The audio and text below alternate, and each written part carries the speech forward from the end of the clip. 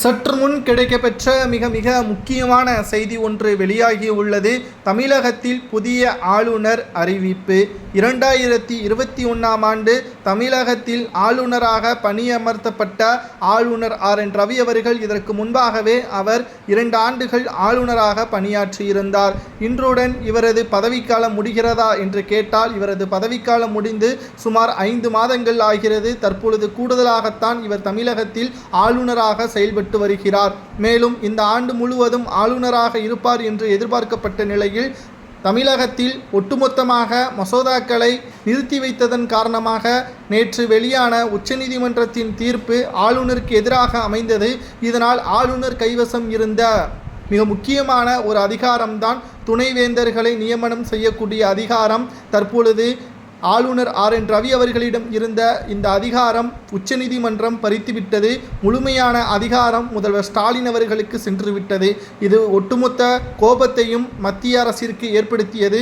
பாஜக தனது கட்டுப்பாட்டில் ஆளுநரை வைத்திருந்தாலும் சில முக்கியமான தகவல்களை ஆளுநர் செய்ய தவறியதன் காரணமாக நடவடிக்கைகளை எடுக்கும் பட்சத்தில் ஆளுநர் RN ரவி அவர்களது பதவியை பறித்து புதிய ஆளுநர் இதற்கு முன்னால் மத்திய அமைச்சராக இருந்த VK சிங் அவர்களை தற்பொழுது தமிழகத்தில் புதிய ஆளுநராக நியமிக்கப்பட உள்ளார். ஜனாதிபதி முர்மு அவர்கள் பதவி பிரமாணம் செய்து வைப்பார் என்ற தகவல் தற்பொழுது கிடைக்கப்பெற்றுள்ளது.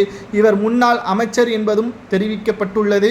முன்னாள் மத்திய அமைச்சராக மட்டுமல்ல, முன்னாள் தலைமை இராணுவ அதிகாரியாகவும் இவர் செயல்பட்டிருக்கிறார். தமிழகத்தில் இவர் ஆளுநராக பொறுப்பேற்றால் திமுகவின் அமைச்சர்கள் மற்றும் நிர்வாகிகள் செய்த ஊழலை வெட்ட வெளிச்சத்தில் ஆளுநர் ரவியை விட அதிக அளவில் கவனத்தில் எடுத்துக்கொண்டு விசாரணையை மேற்கொள்வார் என்ற தகவலும் தற்பொழுது கிடைக்கப்பெற்றுள்ளது.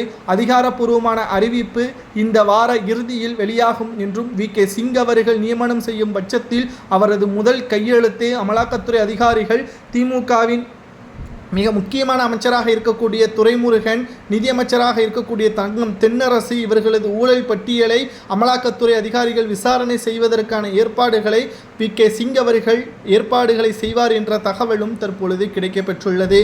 ஆளுநர் RN ரவி அவர்களது பதவிக்காலம் முடிந்த நிலையில் தற்பொழுது துணைவேந்தர் பதவியும் இழக்கக்கூடிய நிலைமைக்கு தள்ளப்பட்டுவிட்டார். இருந்தாலும் ஆளுநர் RN ரவி அவர்கள் மேல்முறையீடு செய்திருக்கிறார். நிச்சயம் மீண்டும் துணைவேந்தர் பதவி ஆளுநர் கைவசமே வரும் என்றும் பெரிதளவில் எதிர்பார்க்கப்படுகிறது.